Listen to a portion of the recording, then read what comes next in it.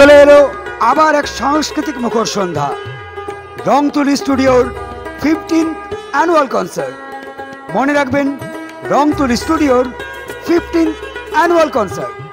সময় আগামী 24 এবং 25শে মার্চ বিকেল 5টা। স্থান গঙ্গাবাগ ময়দান, মালদা। আসুন আগামী 24 এবং 25শে মার্চ। অন্যরকম জন্মদিন পালন বীরভূমের সিউড়িতে। সিউড়ির লালপট্টি পাড়ার বাসিন্দা বৈশাখী খাক তার জন্মদিন পালন করলেন আশা শক্তি সদন অনাথ আশ্রমে।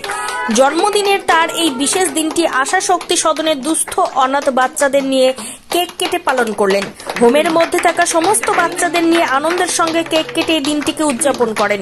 তারপর হোমের বাচ্চাদের দুপুরের খাবার ব্যবস্থা করেন। বৈশাখী খাক জানান, এইভাবে জন্মদিন উদযাপন করা তার অনেক দিনের ইচ্ছে। আজ আমার সেই ইচ্ছে পূরণ হলো। তিনি জানান, আমার জন্মদিনে এমন ভাবে পালন করব যাতে সেটি স্মৃতি হয়ে থেকে যায়। আর আজ অর্থাৎ শুক্রবার আশা শক্তি সদনের দুস্থ অনাথ বাচ্চাদের নিয়ে জন্মদিনটি উদযাপন করে আমি সত্যি খুব আনন্দিত। এই আশা শক্তি সদনে আমার একটা দি চেনা ছিল, তার থ্রু দিয়ে আমি এখানে এসেছি আর কি। তো অনেক দিনের ইচ্ছা ছিল, সেটা আমি আজকে পূরণ করতে পারলাম।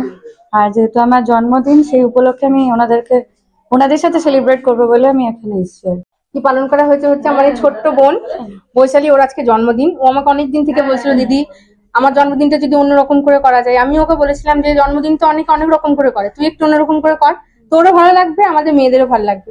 আসলে আমাদের মেয়েদের অবস্থাগুলো অন্যরকম, ওরা খুব ডিপ্রাইভ, ঠিক আছে। সমাজে ওদেরকে কেউ নেয়নি, ওদের যাওয়ার জায়গা নেই, ওদেরকে কেউ সামান্য হয়তো একটা কোশ্চেন অব্দি করে না যে হ্যাঁ তুমি আজকে কেমন আছো, তুমি কি সত্যি খাবার খেয়েছো, এরকম বলার মতন ওদেরকে। তো ও যদি আসে তাহলে ওই মেয়েগুলোও খুশি হবে, ওই মেয়েগুলোর হাসি